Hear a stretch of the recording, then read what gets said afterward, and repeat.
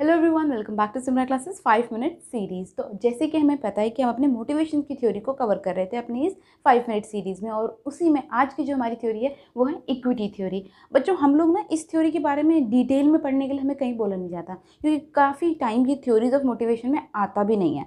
But ये हमें MCQ में मैचिंग वाले कॉलम में ज़रूर मिल जाता है। किस फॉर्म में कि ये जो इक्विटी थ्योरी थी वो दी किसने थी, तो हमें इसका एडम्स मिल जाता है, या तो समटाइम्स फुल नेम मिल जाता है, जे स्टेसी एडम्स। तो हम कंफ्यूज हो जाते हैं कि हमने तो इक्विटी थ्योरी पढ़ी ही नहीं थी। इसलिए हमने जैसा प्रॉमिस करा हुआ है आपको कि हम आपको सारी थ्योरीज पढ़ाएंगे। तो आज का टॉपिक है हमारा इक्विटी थ्योरी। जैसे कि हमने ऑलरेडी लिख दिया है कि it is given by J Stacy Adams. तो अब इस थ्योरी में मेन कंटेंट क्या है, एक्चुअली ये थ्योरी कहती क्या है। बच्चों देखो, थ्योरी बहुत सिंपल है, अपने नाम के ऊपर है इक्विटी थ्योरी। बट यहाँ पे जो इक्विटी है उसी का मीनिंग हमें डिफाइन करना है, ठीक है। तो इसका जो मीनिंग है वो है एम्प्लॉयज़ किस तरीके से एक रिवॉर्ड, यानी कि एक चीज़ को जो हम देंगे। Since this theory belongs to process type theory of motivation. याद है ना कि हमने दो कैटेगरीज में डिवाइड करा था थ्योरीज ऑफ मोटिवेशन को। एक होती है क्या, सही बोल रहे हो, कंटेंट थ्योरी, और दूसरी क्या होती है, प्रोसेस थ्योरी। तो ये बिलोंग करती है प्रोसेस। तो इसका मेन फोकस क्या था कि एक्सट्रिंसिक वैल्यू पे। तो एक्सट्रिंसिक वैल्यू हमें पता है कि बाहर की चीज़ों से हम अपने एम्प्लॉयज़ को या किसी भी वर्कर को मोटिवेट करेंगे, या किसी मैनेजर को भी मोटिवेट करेंगे, तो हम इसमें बाहर वाली चीज़ों से रिलेट करेंगे चीज़ों को, मोटिवेशन को, ठीक है। तो अब हमारा जो मेन फोकस जो होगा वो ये होगा कि इक्विटी जो है वो एम्प्लॉयज़ की नज़रिए में, या फिर जिसको भी हमें मोटिवेट करना उसकी नज़रिए में इक्विटी होता क्या है। अब है तो बाहर का फैक्टर, तो जो बाहर का फैक्टर है वो कोई सी भी चीज़ हो सकती है, कोई रिवॉर्ड हो सकता है, किसी तरीके का इंसेंटिव हो सकता है, वो जो भी चीज़ है वो इक्विटेबल होना चाहिए ना। What does this equitable means here. अब देखो, अगर एक एम्प्लॉय है वो कुछ एफर्ट्स लगाता है, ठीक है। सपोज़ वो दिन रात 9 to 7 की जगह 9 to 11 काम करता है। तो जब भी हम ये 9 to 7 और 9 to 11, मतलब हमने कितने घंटे बढ़ा दिए, यहाँ पे 4 घंटे बढ़ा दिए ना।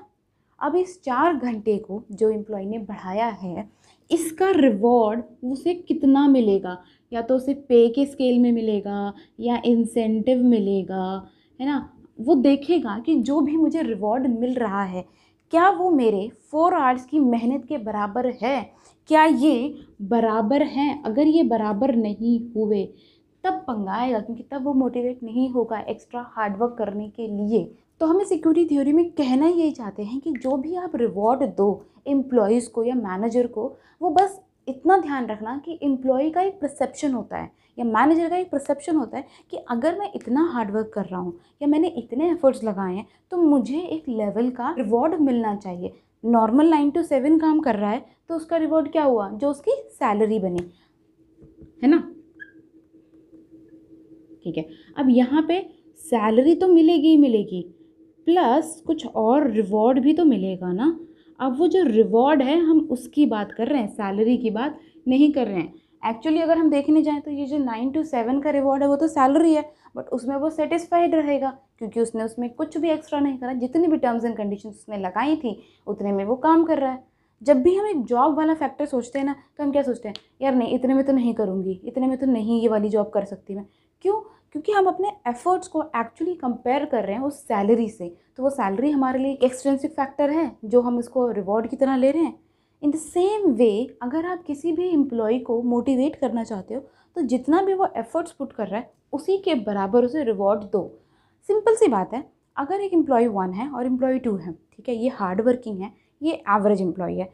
ये हार्ड वर्किंग है तो ये ज़्यादा एफर्ट्स भी दे रहा होगा, और ये एवरेज है तो ये नॉर्मल काम कर रहा होगा। अब तुम दोनों को सैलरी प्रोवाइड कर दोगे तो एक टाइम बाद तो ये भी लेथार्जिक हो जाएगा, भाई मुझे नहीं करना, जब तुम्हें ढंग से इंसेंटिव ही नहीं देना है तो मैं क्यों करूँ तुम्हारे ऑफिस में काम, है तो चला जाऊँगा।